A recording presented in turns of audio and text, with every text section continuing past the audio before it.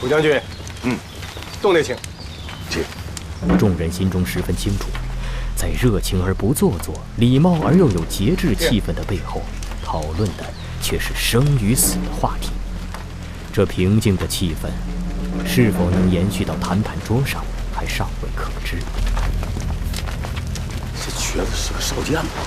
少将怎么了？蒋介石来了也得谈判。哎呀，我那意思就是来的官大，谈判才有可能，才能镇住肖少白那小个子。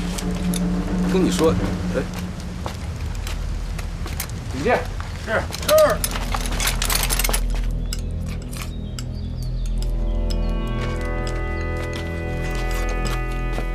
队长，看见特务连的方连长带着几个弟兄从山顶上下来，还抬着几具尸体。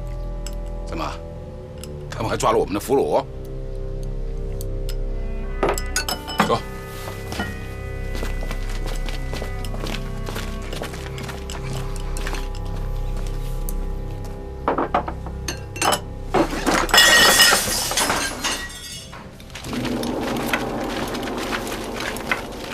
您是中央军的长官吧？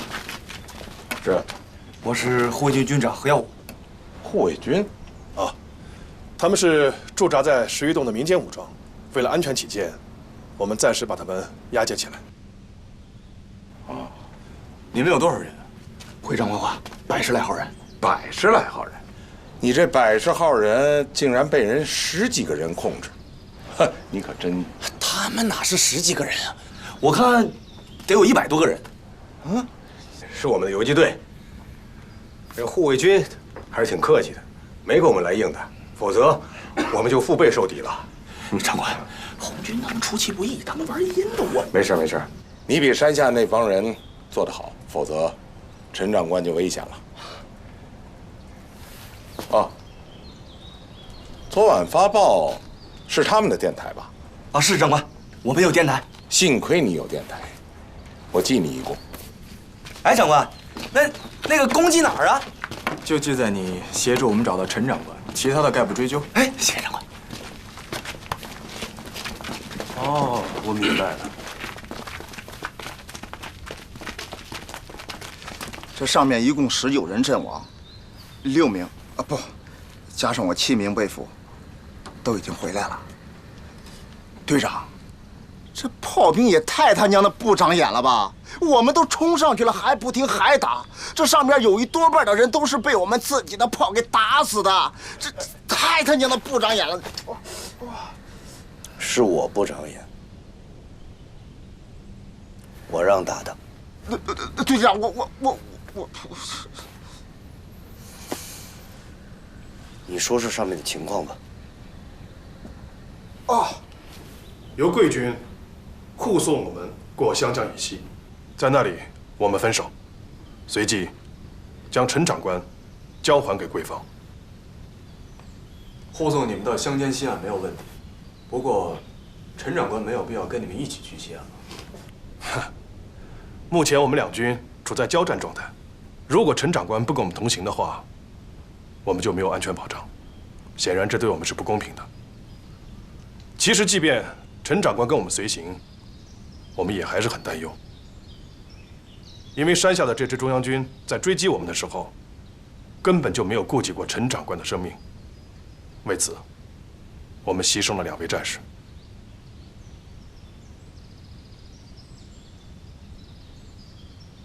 因此，我们拒绝这支中央军参与护送。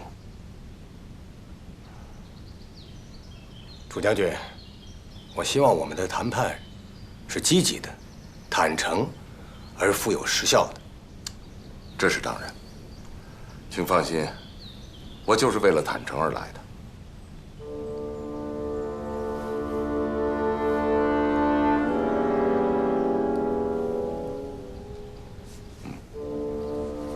对不起，我想和楚长官单独谈一下。可以，带2位到隔壁。啊，对不起。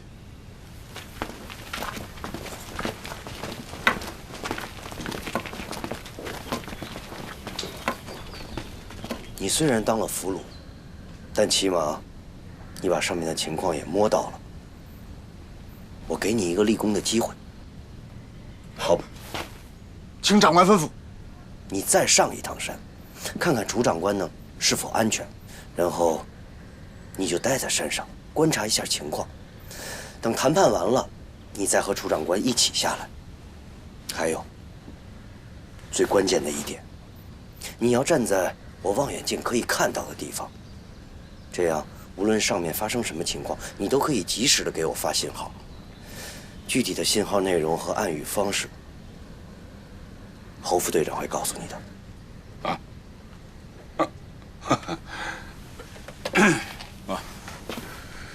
你呀，如果谈判成功了，他们都从山洞里出来了，你就申辩啊。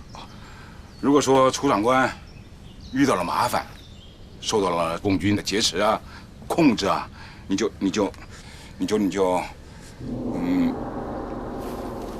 谭主任，我问一个话题以外的事情，可以吗？说。你认识傅彤吗？我们师堂守备团的团长。傅彤，我跟他见过一面。哦，你见过傅彤？我是他太太的表兄。你是水仙夫人的表兄？我这个表妹啊，有7、8年没见了，只听说呀，她嫁给了一个军官，这不到食堂了吗？怎么也得去看看。后来水仙就请我吃了顿饭，不过我这个表妹夫太忙了，没见上。那后来怎么又见到了？啊，前天吧，对，前天一大早，我到他们府上去道别，正巧碰上傅彤了。他当时啊，正火急火燎要出门，说是我这个表妹水仙在吕布打完牌回来的路上，让一帮中央军给劫持了。我就赶紧的跟我这表妹夫一块去了。当时幸亏守备团去的人多呀，把这帮中央军团团给围住了，好一阵折腾啊，才把我这表妹水仙给放了。你知道吗？后来我回来的路上听说呀，这傅彤啊，就是因为贵军士兵被杀的事儿，过问过几次他们中央军，就都被给得罪了。哎，他们俩现在怎么样了？他被通缉了。怎么了？为什么呀？他们吕布说他勾结你们共党。啊？他跟我们共产党有关系？哎呦，这我真不知道，谭主任。我要早知道是这样的话，我就向他表明身份了。我摸不到他的底呀，我也没敢暴露啊。他们被通缉了，那能去哪儿呢？谭主任，你觉得呢？我觉得他们可能都已经过江了。我回去以后啊，得找找他们去。好，要是再见到他，替我问声好。我跟傅彤是朋友，我们师座对他也特别器重。他还给你的表妹水仙跟他们主持过婚礼呢。哦，师座对吕布通缉他这件事情非常的生气，可是又见不到傅彤本人，所以就没法过问了。好，你放心，我只要见到他们，一定把你的话带到。啊。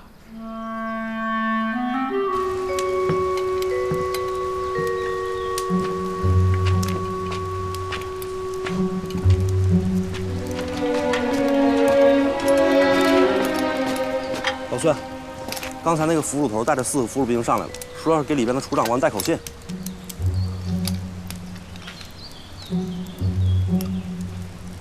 带他们上来。好。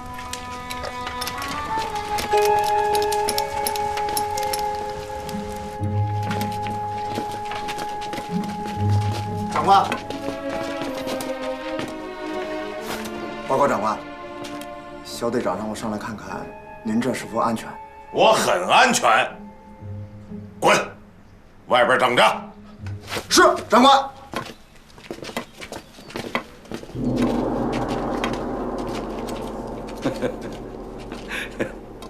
不让你进来，非得进来，怎么样？挨骂了吧？走吧，到门口待着啊。杵着干嘛？走啊！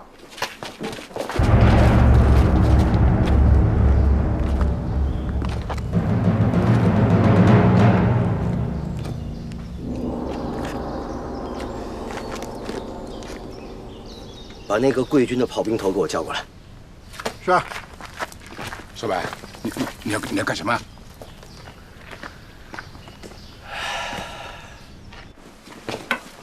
潘主任，我想用你们的电台给王占斌师长发个电报，请他派部队来接替山下的中央军，并且护送你们过江，你看怎么样？可以，我们同意。中央军和桂系的部队毕竟不是一个战斗序列，所以我要向王师长借兵，恐怕你们还要帮我贴点人情啊。请讲。听俊言说，当时他所有的公文都烧为灰烬，只有他随身携带的一封信，好像还在你们手里。啊，对，我们在他身上找到的唯一的文字，就是一封信，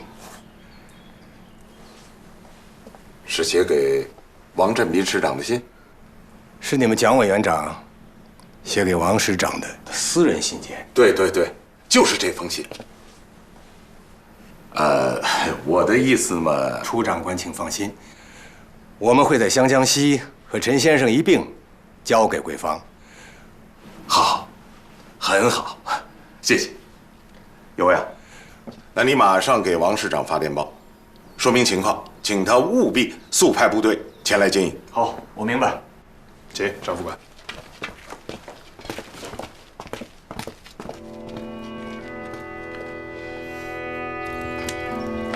来，抽烟。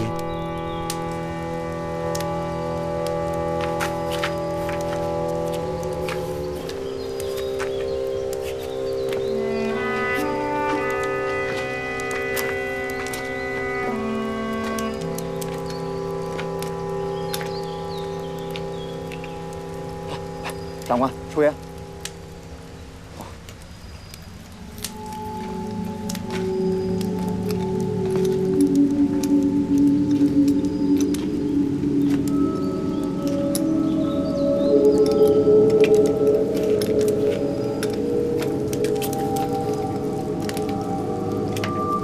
对，就在这儿，就站在这儿。队长来了。长官，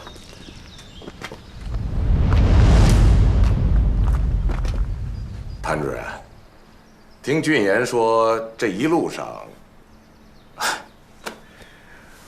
我们内部有一批小人呐，实在是让我难以启齿，就不多说了。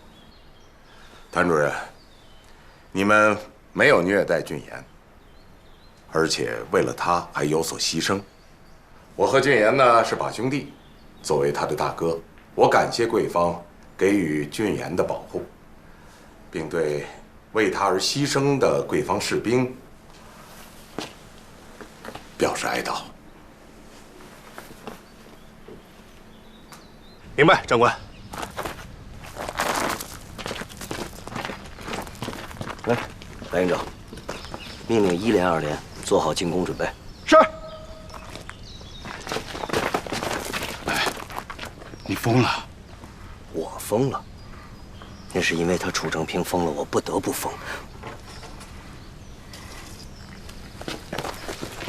你想想，他楚正平如果在山上和陈俊言碰面了，那我们对陈俊言干的所有事情他都知道了，那他下山第一件事情就是收拾我们，对不对？所以我们必须要比他还疯，我们要利用这个机会把他给干掉，否则我们对陈俊言做的事情。连杜主任都保不了我们。听说了一些。当年楚将军北伐，在黄其祥将军的36团任职。是啊。那时，陈先生和张连长正追随您左右。是啊，真是岁月如梭呀！想当年，粘土为乡，跪拜月老，我楚正平。可是他们的见证人呢？楚大哥，喝水。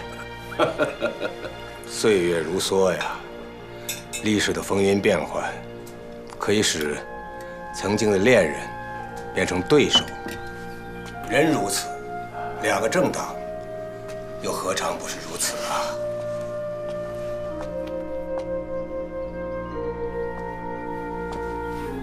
当年中山先生提出的合乎世界之潮流、视乎人群之需要的联俄联共、扶助农工的3大政策，促使我两党并肩北伐。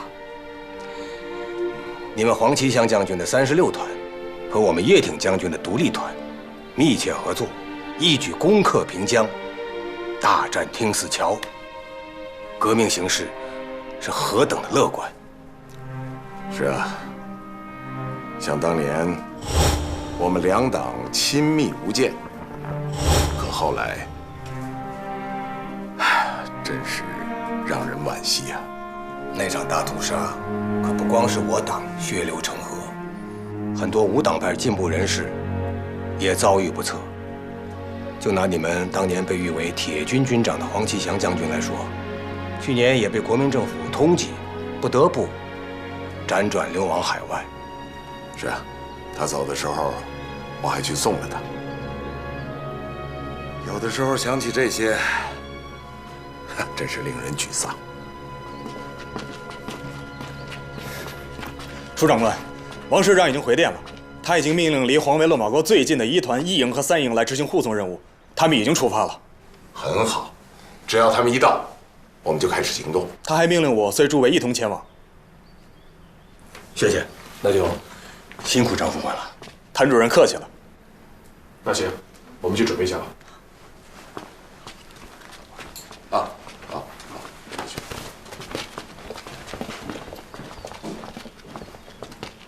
哎呀，我又见证曾经的一对恋人，现在却在战场上兵戈相见，真是残酷。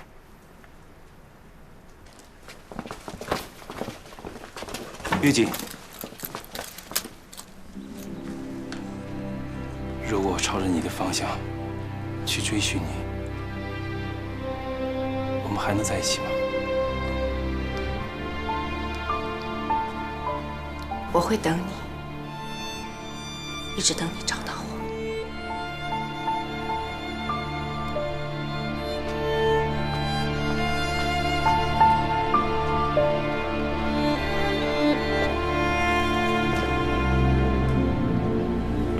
我们去哪儿？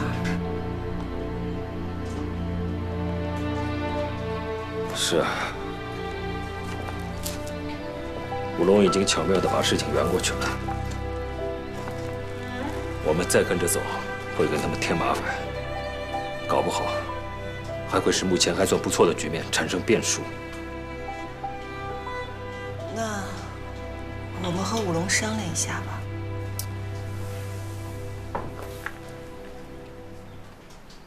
这会让他为难的。什么为难啊？啊？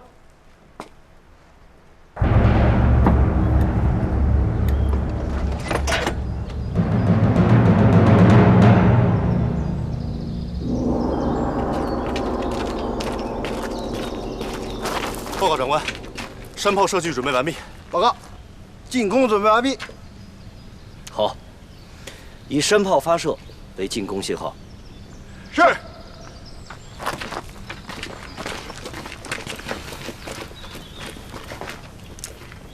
谭主任和大家呀都会欢迎你们的。他们啊是不会抛弃帮助过红军的人。至于我嘛，我是你表兄，那我就更欢迎了，对吧？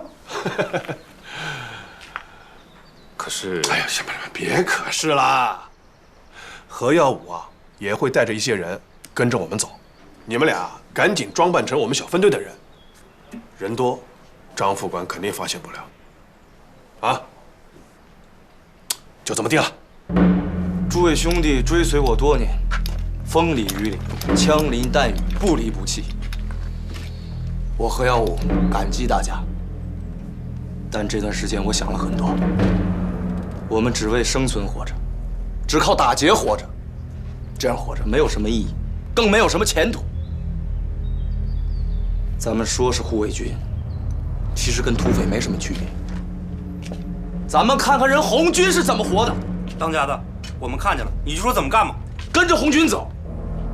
你们愿意的，就跟着我；不愿意的，我不勉强。把洞里的东西分了回家。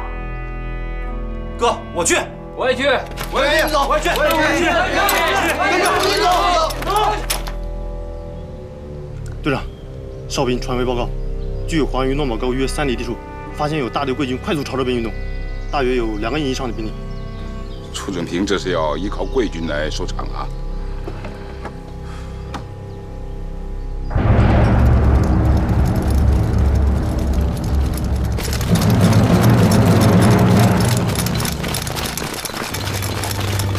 先下手为强，准备进攻。是。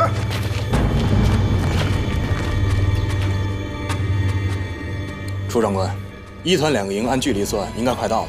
好，谭主任，我就先下山去部署。只要贵军的1团1到，我马上通知你们下山。好，请。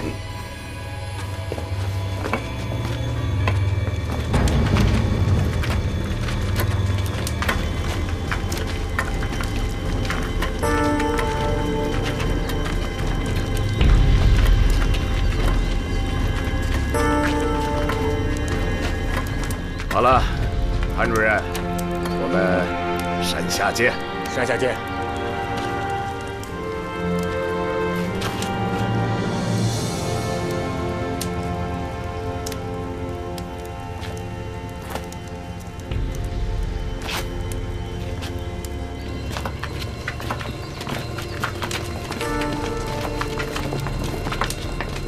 哎，张连长。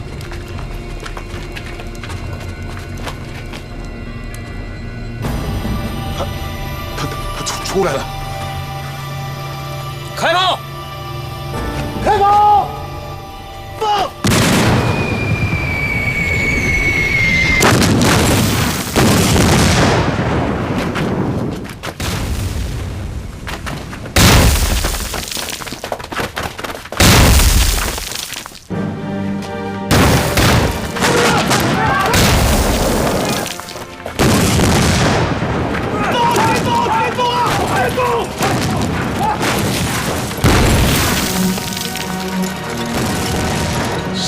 少牌呀！放！对！赶快进攻！快！下山！快下山！快！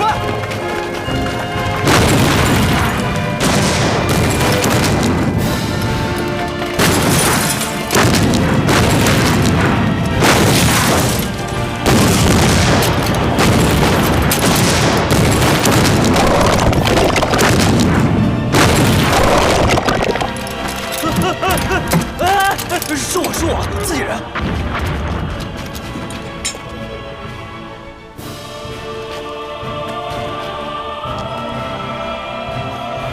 进攻！冲！继续炮击！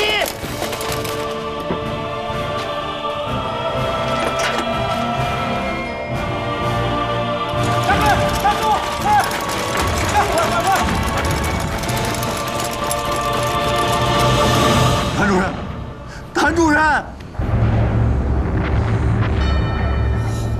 谭主任，谭主任，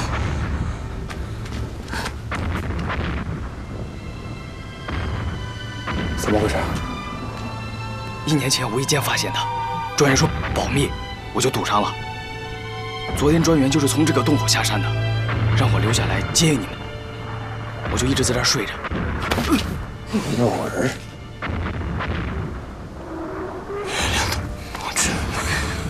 在。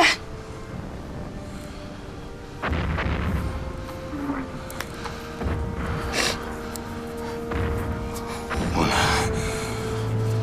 同道是终点。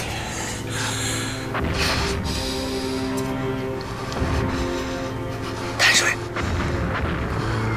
谭主任。谭主任，主任，谭主任，谭主任，主任，谭主任。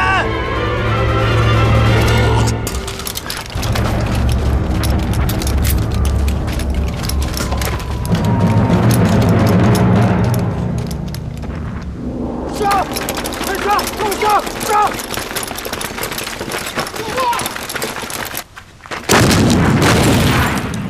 小少白，老子非要毙了你！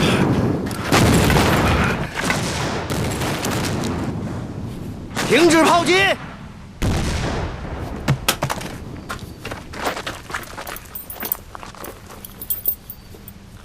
上山，去给楚正平和陈俊言收尸。这可怎么交代啊？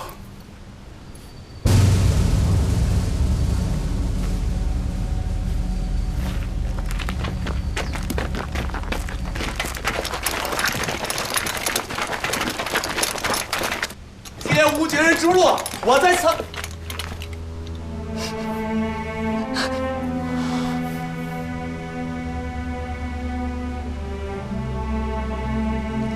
快点，弟兄们！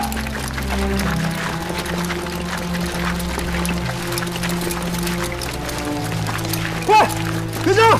快！快上！后面了，快了！快上！快上！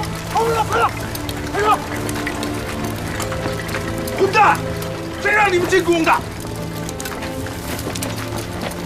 楚长官，您没受伤吧？我差点没让炮弹给炸死。肖少白那个王八蛋呢？他，我去给您叫他去啊！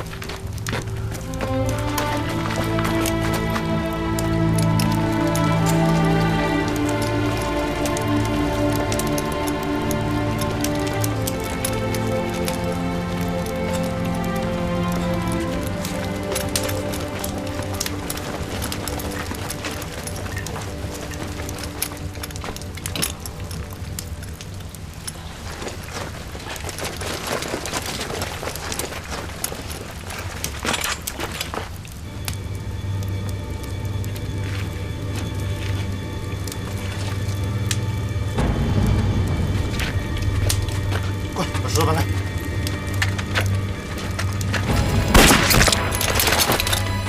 带路，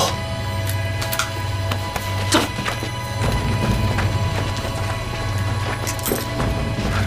等等，谢谢。小心，老报告。跟上，快！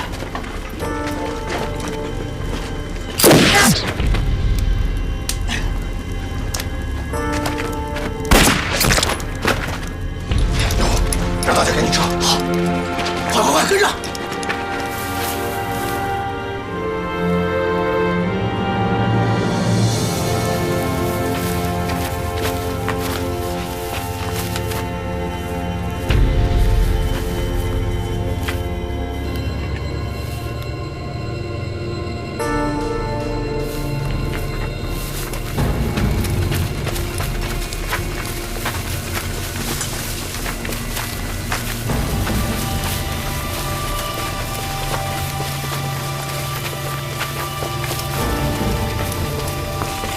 冲向！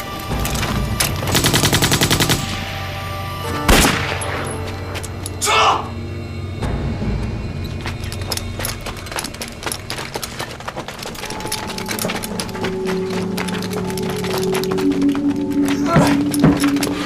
快点！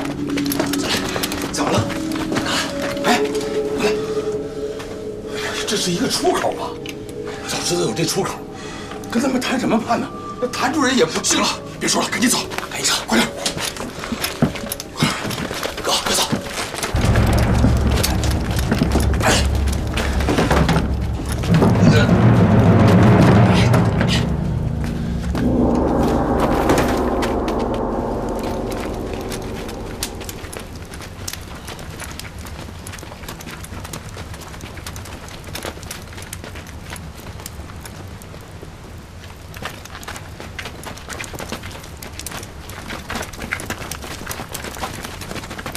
周长官，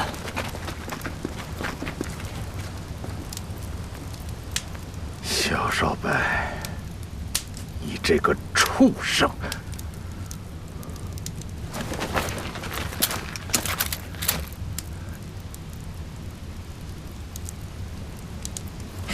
让你进宫的？我是收到特务连方连长的信号，是你有危险的信号，我们才发起进攻的。危险？我有什么危险？参谋啊，我们派方连长上山是看您有没有危险，结果他往山下发的信号是你有危险的信号，所以我们就进攻了。你第一炮炸死的就是方连长。什么？侯副官，你说你到底看见的是什么信号？这是危险信号啊！我们事先都约定好的，他朝山下挥手，我们就进攻。我确实看见方连长向山下挥手。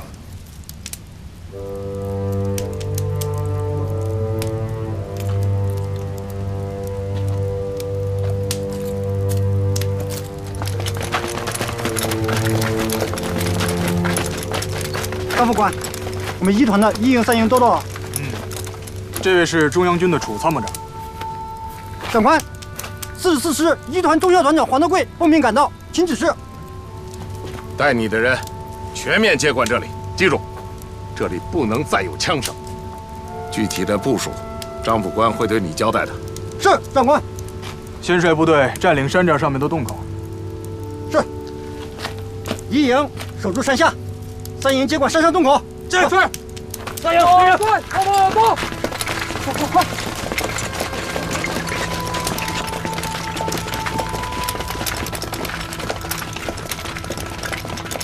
把你的人都带下山去，滚得越远越好。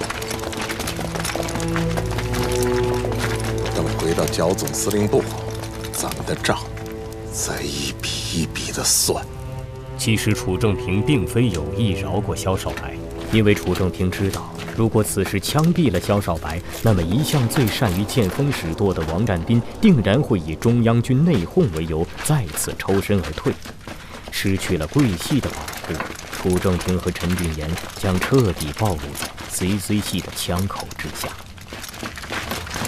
报告长官，洞口被炸塌堵死。王团长，马上把洞口给我清开。是。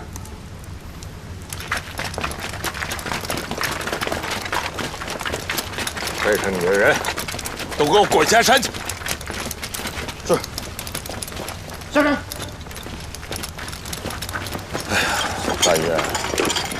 但愿那位谭主任不会有什么意外。我看凶多吉少，炸弹就在他身边爆炸。萧少白这个混蛋又耍了个大花头，真恨不得。先忍忍吧，找机会再找他算账。先去看看吧。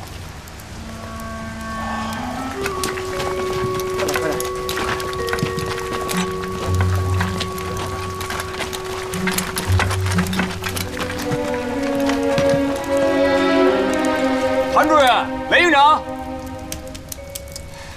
刚才是场误会啊！我们贵军的1团已经到了。雷营长，没动静啊！俊言，俊言，快，都搬开！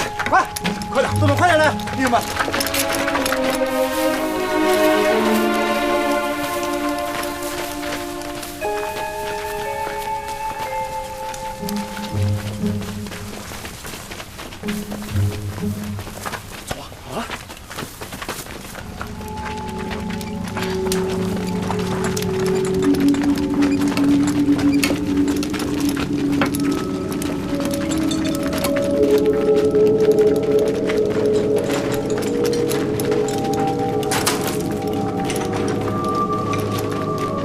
给我搜，查仔细了。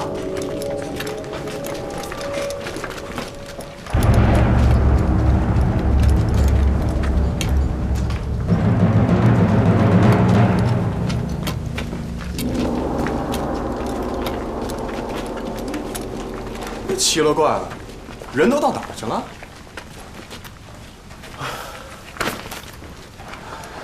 报告长官，什么人都没有。啊？报告，这边什么没有。报告长官，你们手边上全都没人。长官，没人。怎么会呢？难道他们人间蒸发了不成？说不定这洞里有暗道。不可能，要是有暗道，他们还谈什么判？昨天就突围了。重新收，不要放过任何一个角落。是，听到吗？重新收。是。看这几炮打的，该炸的人是一个都没炸着。我这腿肚子到现在还发软呢。这件事情暂时是搪塞过去了。楚子明虽然没说什么，可这笔账在他心里边已经深深的扎下去了。你看吧，回到剿总，他会一笔一笔的跟我们算账。很显然呢，这个陈俊元把一切都告诉他了。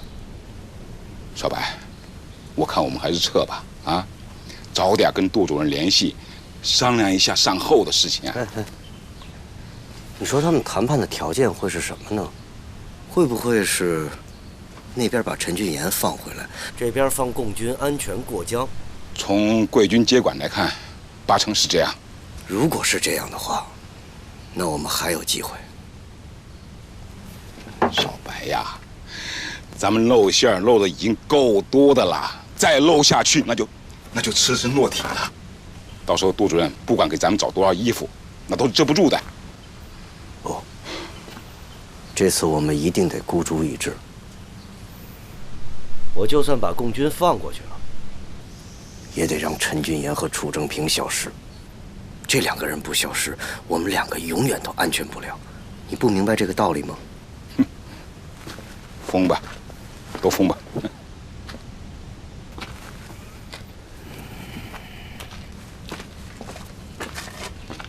哎，你说奇怪不奇怪？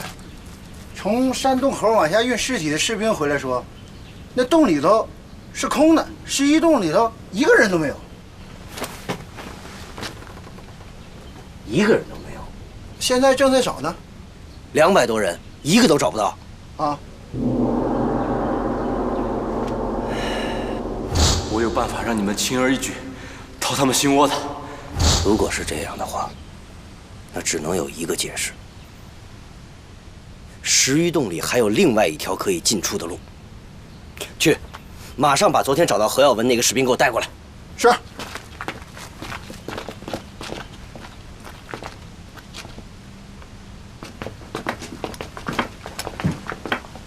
暗道。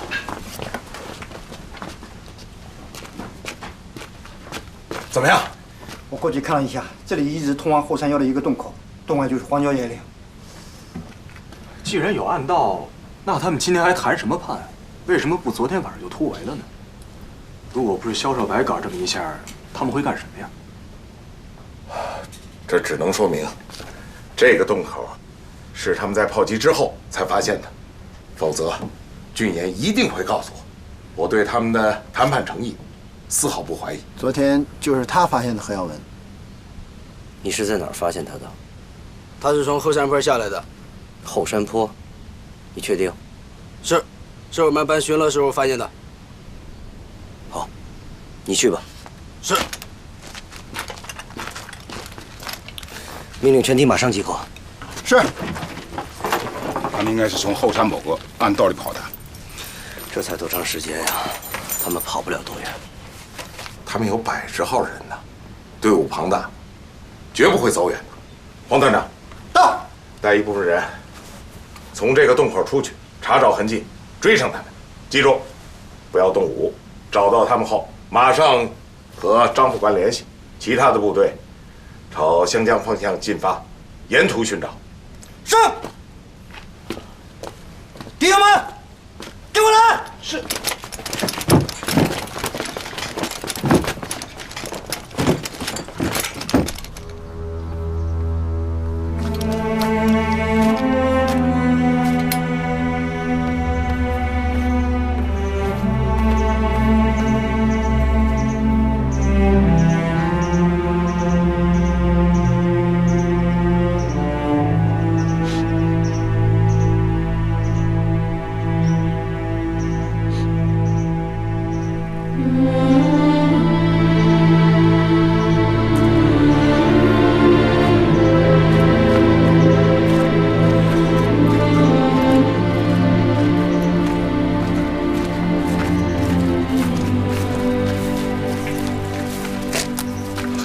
耀华，咱们现在人太多了，行动很不方便，容易被敌人发现。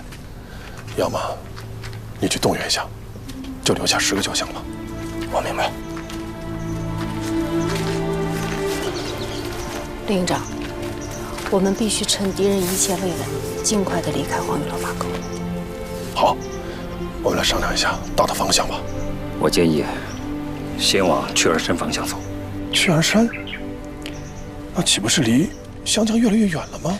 有道理，敌人一定会以为我们离湘江越来越近。等到了雀儿山，咱们再迂回湘江。对，我就这意思。好，那抓紧时间行动吧。赵连长，